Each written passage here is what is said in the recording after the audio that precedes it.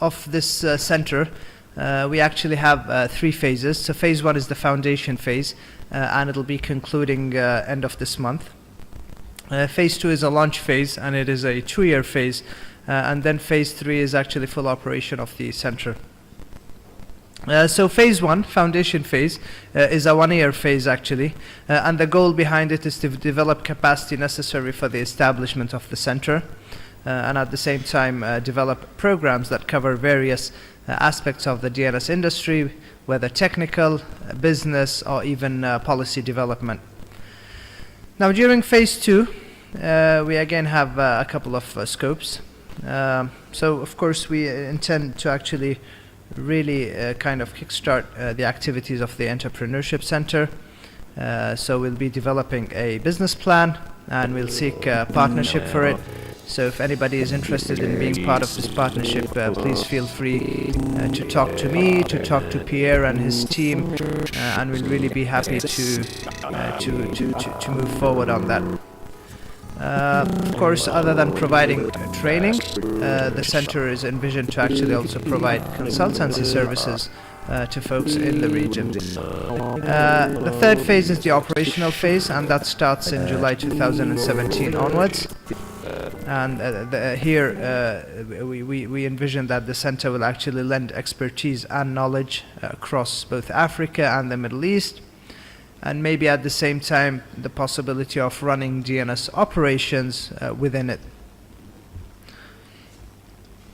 As I said earlier, we have a couple of tracks. So we have a technical track and we have a business track, and actually the policy part more or less falls under the business track. So when we talk about the technical track, we are really talking about registry operations, we're talking about DNSSEC, and we're also talking about virtualized training platforms. Now when it comes to the business track, we're talking about registry, registrar business models, we're talking about marketing strategies, registration policies, dispute resolution, and this is not a comprehensive list really. I mean, this is some of the ideas that we had in mind when we were brainstorming these 2 tracks. Now, in terms of trainee skills, we really don't expect trainees to actually have super high skills. For example, when talking about the technical track, we are really looking for people or trainees who understand the technical aspects of the DNS operations. So maybe basic knowledge of networking, basic knowledge of TCP/IP, basic knowledge of Unix, and kind of having an understanding on how to use the various, well, one or more, let's say, DNS software tools such as Bind or BC or any of the other tools. Now, when it comes to the business track, it could actually involve folks from registrars, it could involve folks from resellers, even intellectual property firms who actually have lawyers working on either policy development or even dispute resolution. Of course, training for us does not stop at just attending a 4-day or a 5-day workshop. No. We actually, I mean, these training programs are free of charge. In fact, they cost us as ICANN, I mean, financial costs. It also incurs human power to actually work on these training programs. So we really expect actually from trainees to be our ambassadors in their respective countries or even respective communities. So, and one of the things we are actually envisioning on the long run is to build capacities from within the region who can well, let's say both regions, in hopes that they are the future trainers of such training programs. At the moment, we are relying on experts from outside of these regions, whether Europe or Northern America. We hope that the current pool of trainees can actually develop some skills, or let's say some trainees from within the current pool can develop skills to actually deliver and train such programs. These are our potential partners. So as I mentioned, starting July 2015, we will be seeking partnership with everybody interested in being our partner. So as you can see, we have governments, We have the internet technical community, and that would involve actually all the ISTAR organizations. We have the business sector or the private sector, registries, registrars, resellers, and anybody who's involved in the domain name industry, more or less. And then others, and that would involve universities, academics, even startups who would be interested in actually starting up a business in the domain name industry. And I believe my colleagues in the Africa team have, as part of their strategy, to talk about the DNS industry to entrepreneurs and to startups in hopes that they can actually kickstart some business there.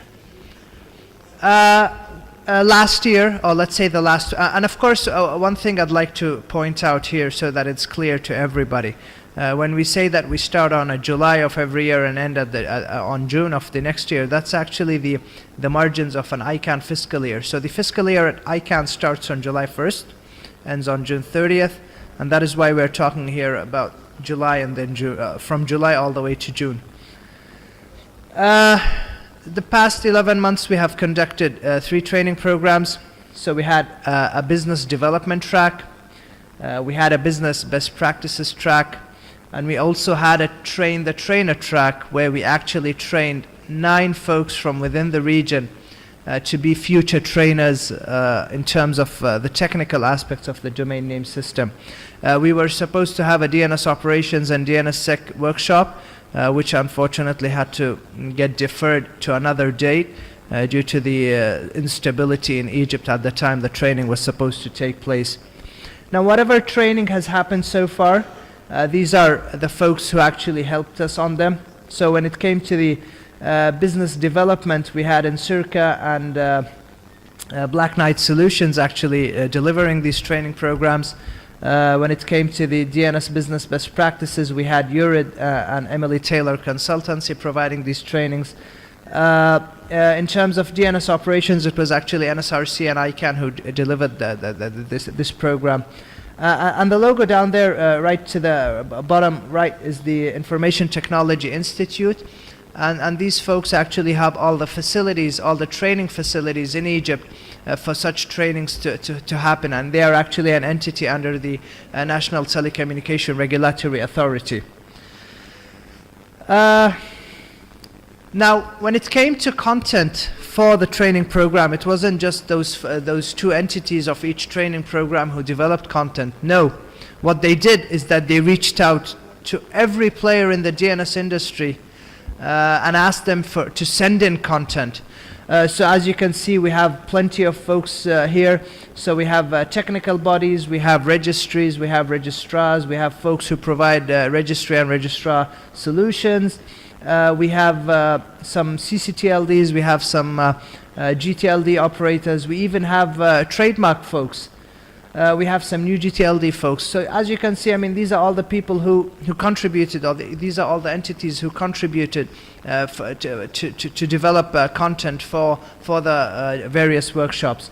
And actually, all the material that was delivered during these training programs are posted actually online on the website of the Entrepreneurship Center, and I'll be sharing with you the URL shortly. This is a group picture. It's worth mentioning actually here that in all training programs we did have a participation from Africa. Frankly speaking, one of the obstacles in bringing in folks from some countries in Africa was the visa issue. I mean, many of you probably know that the region is going through some turbulent circumstances, and sometimes getting visas to some countries can be quite challenging.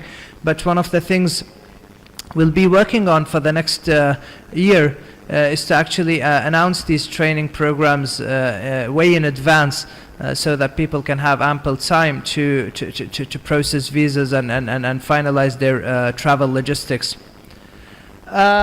We have a couple of future training programs. So for the fiscal year starting in July 2015 all the way to June end 2016, we envision to have 2 training programs on each of the DNS business development, DNS business best practices, and DNS operations and DNSSEC.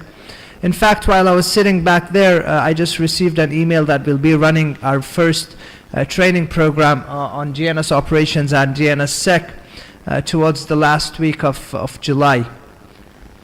Last but not least, this is the website for the Entrepreneurship Center. It's a really simple website. You can find all the content related to the previous training programs posted here. And really that's it for me. If you, as I said earlier, if you are really interested in this, whether being a trainee or being a partner, please talk to me. Feel free to talk to Pierre, Bob, Yaovi, and I'm sure we can get things starting from there. So that's it for me, as I said. If you have any question, you want me to go back? That one? Okay. So it's DNS-EC.EG.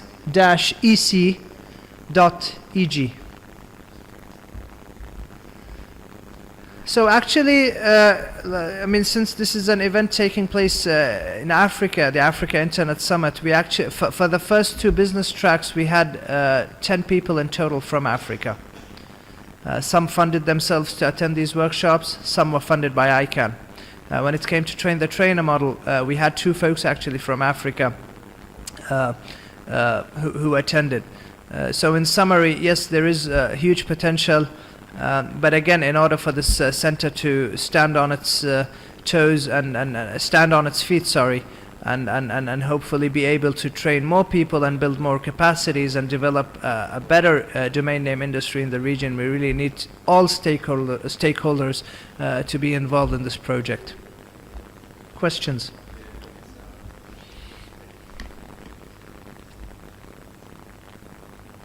No questions?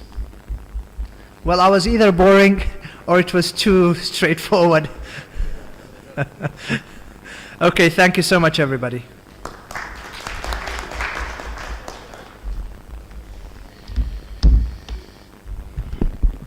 Thanks a lot, Fad. I hope I'll follow in your footsteps and attract no questions. So I'll take the last session for this morning.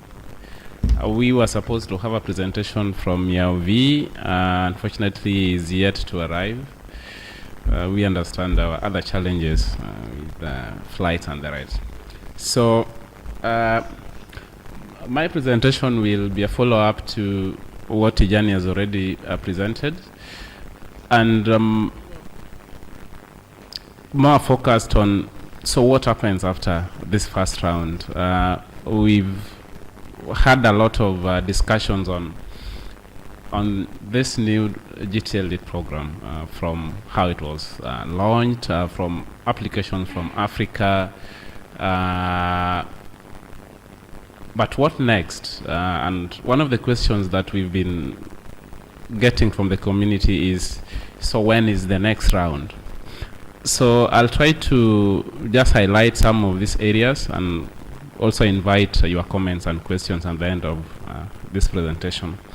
Hopefully it will be very brief and very short. So just to pick up from where Tijani left, he started by some numbers, and he showed that when the invitations were opened, we received a total of 1,900 plus applications. And of course, he also talked about a very small percentage coming from Africa. Actually 17 applications. And even out of those 17, most of them came from South Africa. So really what came from Africa as Africa was very minimal. And he talked about possible reasons why that was the case, and one of the reasons was awareness. And of course part of it was, I think, we wanted to see a wait and see scenario, what can happen out of this. So those fears and those risks that were perceived by this process, I think, contributed partly to Africa really playing a watching role. Nonetheless, these applications have been processed so far, and you can see, and of course these statistics actually change weekly. So what I have today, for example, what you're seeing here is as of 15th May. Just end of last week, there were new statistics, so it's updated every week. But you'll see down there that so far, a total of over 600 plus GTL leases have been delegated into the route. And I also like highlighting this area of contentions, especially the ones that have been set or resolved via public auctions. And I think the discussions and the focus has always been, so what happens from, or what are you going to do with these auctions?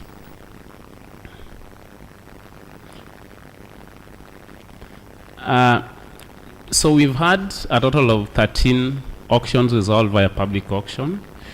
And out of this, a total of over $60 million has been collected. And of course, if you remove the development cost and the operation cost, ICANN has collected close to $58 million. And as you all know, the proceeds are being reserved separately until the board gets a direction from the community on how best to use this money. So this money has been kept aside, and there'll be a public consultation process on how best to do this. And you can get actually the details of every auction on that link, how it went, how much was collected, what was the operational cost, what was the development cost, and the details of that.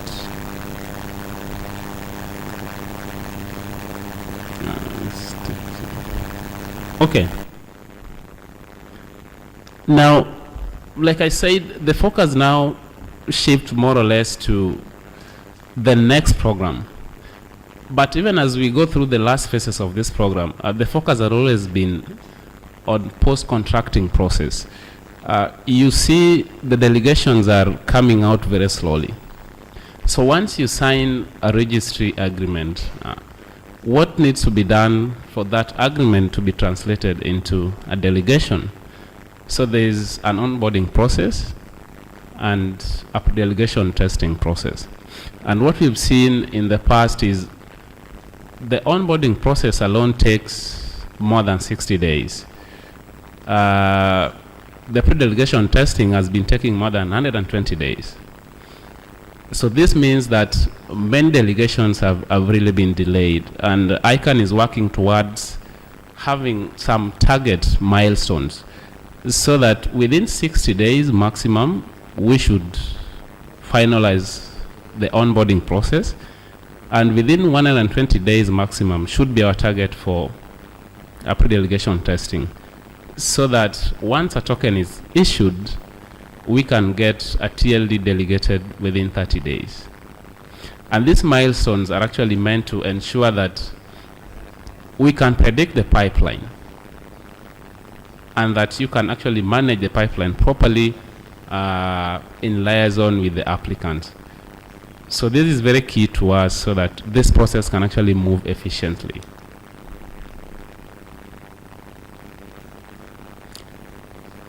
Now,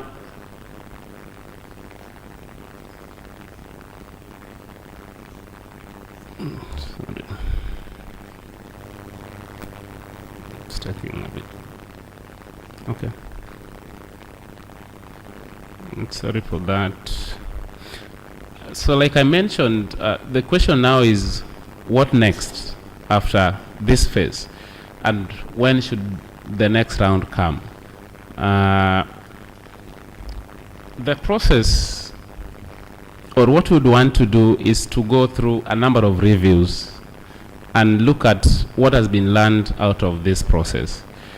And of course, the goal is to really assess the performance of this process in several areas. And one of the areas that we want to be looking at is the prerequisites to adding new UTLs into the root zone. So you want to look at root stability. and examine what has been the impact of the new GTLD program in the root zone. The other review that we are looking at is the rights protection. As you know, and was mentioned earlier in the morning, one of the challenges that were introduced by the new GTLD program is trademark and intellectual property issues. And you also know that with the launch of the new program, 3 areas were identified to enhance trademark protection. One of them was the Trademark Clearinghouse, which is a pre-delegation measure to protect trademark owners and gives you an opportunity to really register your trademark with the Trademark Clearinghouse. And then we have 2 safeguards after delegation, which is the uniform rapid suspension and the post-delegation dispute resolution process. So we'd want to review how has these 3 processes been effective and what can be enhanced so that in case there is a future round, then you really have taken the rights protection properly. And there's a draft report to that effect on that link on what has been done so far. I invite you to download it and have a look at what has been done. The other review is on competition, computer trust, and consumer choice.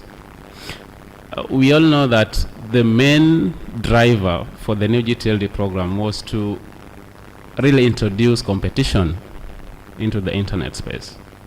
But at the same time, that competition must take care of consumer rights and must enhance consumer trust. So it is important to evaluate how has this been achieved with the current program before you can launch another program. And this evaluation is based in the AOC and has 3 dimensions. One is to the extent to which the new GTLDs have promoted competition on the internet space, and how effective has been the evaluation process and the application process.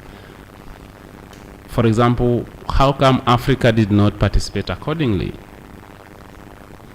And what are the safeguards that have been put in place to ensure that, like I mentioned, rights and trademarks are protected?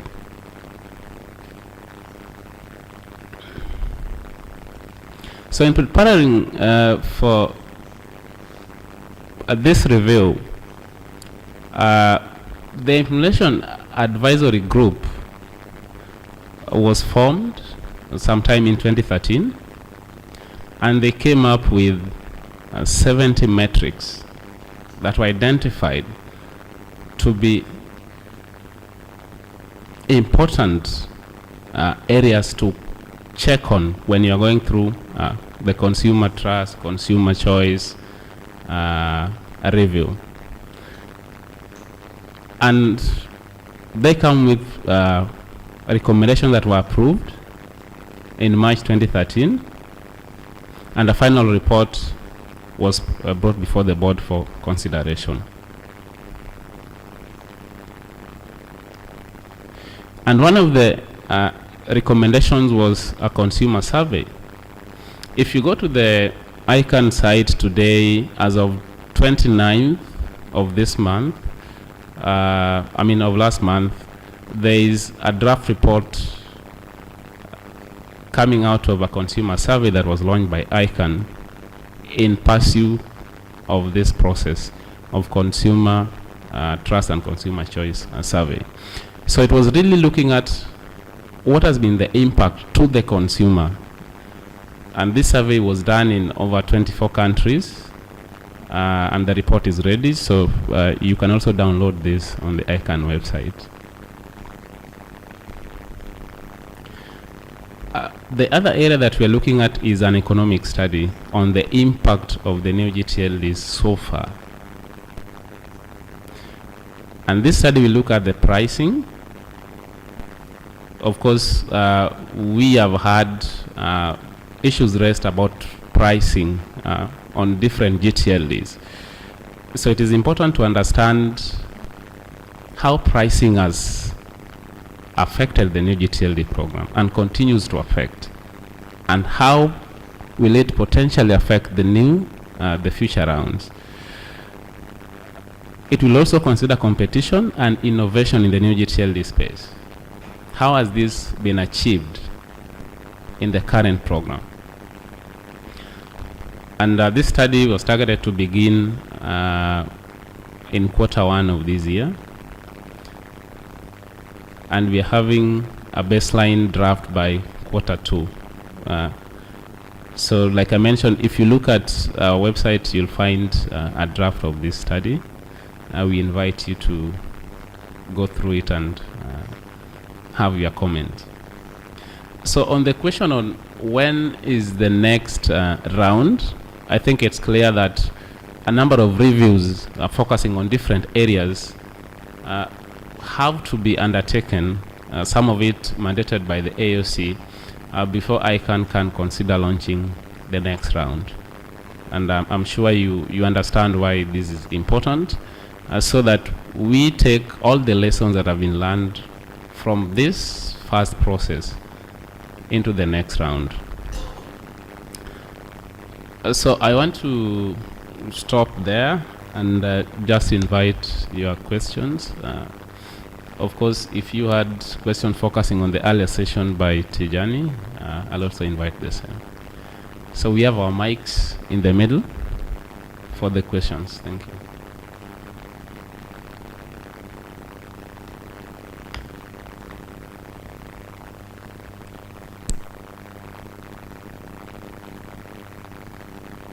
My name is Mary from Nigeria, and I want to relate your presentation to that of Tijani and ask this simple question. Is there anything we are doing to encourage Africans to apply in the next round? Because some of the African countries, can we revive the working group? Can we do anything to revive the working group that was looking at subsidy? Are there some other issues that we can bring to fore now that the round has not started? There's a GAG group working on Joe names, and there is the cross-country working group on Joe names, and I don't know whether we could go back and revive and make sure that those that are really interested, according to what Tijani told us, we can now see why that thing failed, because we that needed it, we were not there. So is there anything we can do at our level, at African level, to encourage us, first to participate, secondly, to revive the subsidy program? Thank you. Thank you very much, Mary, for this question. In ICANN, there is now a discussion group about the subsequent rounds of the new GTLDs. And I am part of this group. And one of the points that we raised very strongly was to dedicate a round for the developing economies and the poor communities. This is not, it doesn't seem to be accepted 100%, but at least we said if it is not a dedicated round, let's say special conditions for those communities, for those economies, because the experience of the first round was very nasty, very, very bad, and make ICANN seem to be more for rich communities and rich persons rather than for inclusion and for diversity. Thank you. I see Mary coming back, so I'm sure Pierre will want to come up as well. Thank you, Tijani, for that answer. But the other aspect is that, what do we do if ICANN didn't reach out so much to us in the first round? Then we as Africans, especially those of you that are in the stakeholder group, should come up with a strategy where we could be reached. I know that we still have problem of our business people seeing the business in the domain name industry.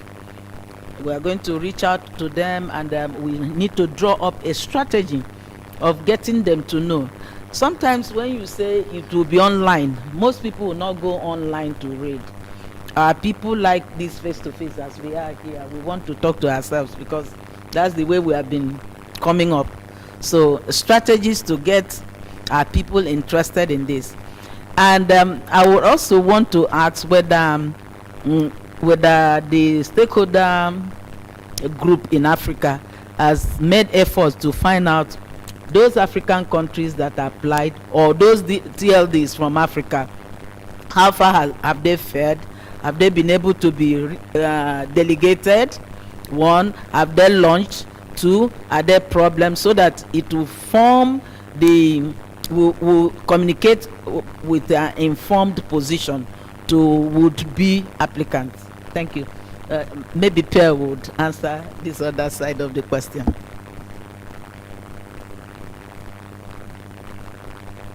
Thank you very much, Mary. I think you are actually raising a very important issue here. And I used to say, finally, that the issue is not ICANN per se. So far, ICANN CEO has said, well, I would like to be supporting Africa. And that's why this Africa strategy thing came up. And also the issue is that ICANN should not be seen as a development agency. Oh, you can't hear me? Not a development agency per se, because Africa is also about, ICANN is also about different regions. So it's always going to be difficult to see Africa as a different, portion of the community.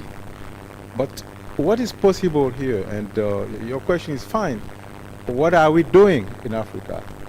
After this round, where we noticed that Africa did not really fare quite well, it will be interesting to actually for Africans to really sit down and think about it. There are places in Africa where, okay, things are kind of happening the way they should be going on. I see South Africa right there. So what lesson are we getting from South Africa? And how are we really trying to build this sort of awareness that we are all talking about?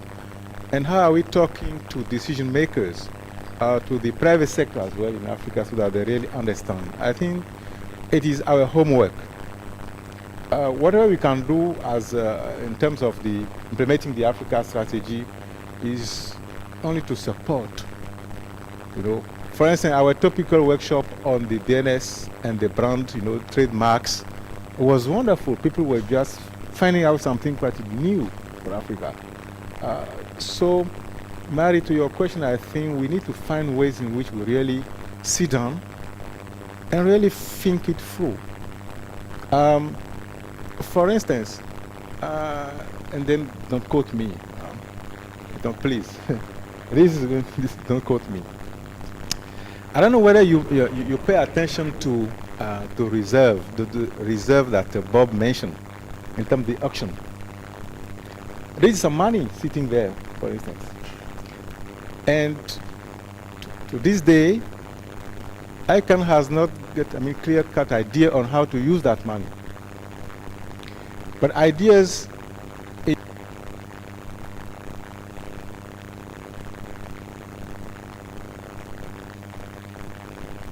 means that it's not ICANN that is going to give any solution on that. Sorry, it's going to be Africans to come up with whatever suggestion, option you have. So there again, it's about our own homework. So I really believe that the next DNS forum we are having in Nairobi probably will touch upon those things. And I keep on saying it's about an industry. It's about business. It's not about assistance. Sorry.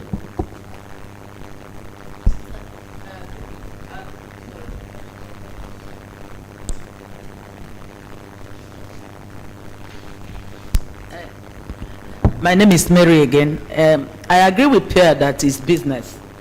We need to communicate that it's business. Some have seen the business in it. If an African can go as far as spending $70,000 to get accredited by ICANN, then that African must have seen the business in the industry. So as you said, I think we should, at the forum, at the DNS forum in Nairobi, we should make sure that the business sector, the business people, the business constituency, they are there, and also bring those that have been able to do business out of DNS industry to share with others. I think that would stimulate interest, more interest. Some are saying that they've not been making profit out of it. I think the likes of ZA,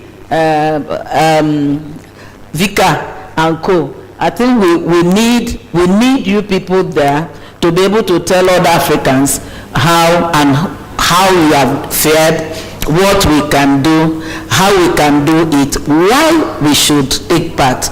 As he said, what should we propose to ICANN concerning that money that is sitting there doing nothing, quote and unquote. So we should also be able to look at that during the DNS. And I encourage so many people to come to the DNS, especially those that are running the registry. When we started in Nigeria, people did not know that there's money in the DNS business, but some of them are getting involved. Some of them have become ICANN accredited registrar.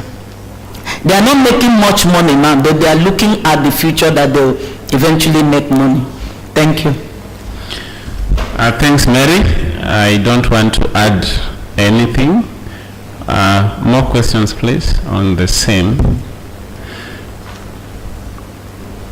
So I put this money there just to show you that there's some money somewhere, but I'm not supposed to be quoted as well.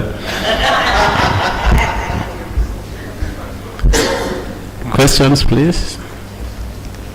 In another 3 minutes, I should close this session.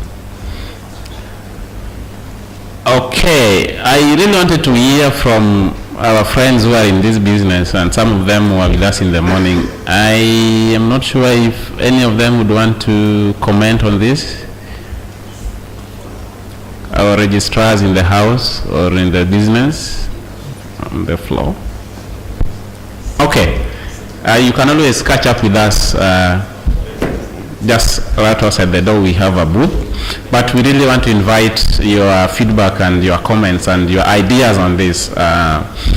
When we say that the board is waiting for direction on how to use this fund, for example, I think Africa proactively should be thinking of what they want or what will work for Africa. So it's food for thought for us. Otherwise, I really want to thank you for your time and this morning session. We are overshot our time by 10 minutes. And I really want to invite you again in the afternoon session to listen more as we discuss this important topic, probably in the history of the internet, on AIS stewardship transition.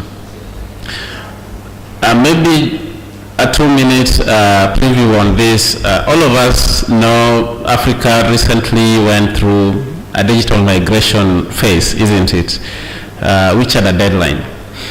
And we remember that this treaty was signed in 2006. And for the last many years, we have always known that there's a deadline coming. And today, if you go to my country, they'll tell you that they were not aware, they were not consulted. You have ambushed them. I always equate this to the AIS stewardship transition.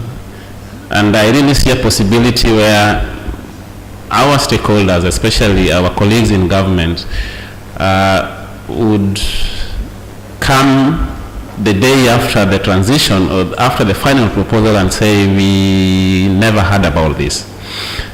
So while we still have the opportunity, I really want to invite us and to encourage us to participate in this process, because it might be the only chance we have to have Africa's voice and influence heard at the global level. Out of this transition, and if you look at the draft proposal that have come up so far, you are seeing different entities, if I put it like that, being proposed, standing committees and things like that. Apart from coming up to agree with what has been proposed as Africa, I think we should also be very keen on who is going to occupy those new structures.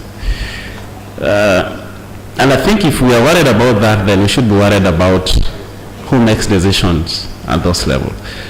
So we have an opportunity. In the past, we've always said that we never knew. I think this time around we know, and we've made a lot of noise about it, and everything is available.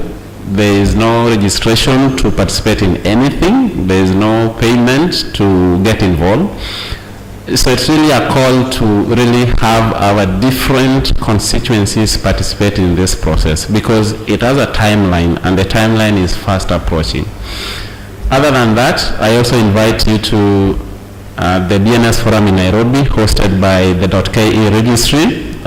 If Abdallah could just wave, is the .ke manager. He will be hosting us in July. So please welcome to Nairobi in July, and we are expecting you to discuss more on how we can get into this business. Thank you very much, and I think everybody has received a voucher for lunch. Yes. Thank you. See you at 2.